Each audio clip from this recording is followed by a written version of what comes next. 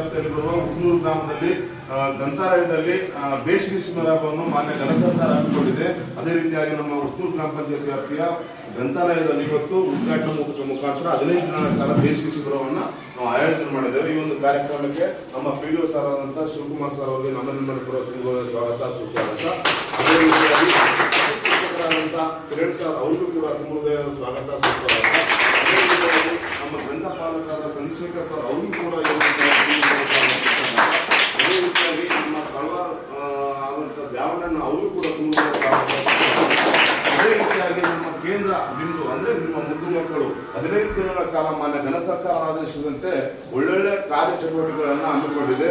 ಅದೇ ರೀತಿಯಾಗಿ ಒಳ್ಳೆ ಪುಸ್ತಕಗಳನ್ನು ಓದಬೇಕು. ಆಮೇಲೆ ನೀವು ಆಡ್ತಕ್ಕಂಥ ಚೆಸ್ಸು, ಆಮೇಲೆ ಗೇಮ್ಸು, ಬಹಳಷ್ಟು ಚಟುವಟಿಕೆಗಳನ್ನ ನಿಮಗೆ ಜಾಬ್ ಚಾಟ್ ಮುಖಾಂತರ ಅವ್ರಿಗೆ ಹೇಳಿದ್ದಾರೆ.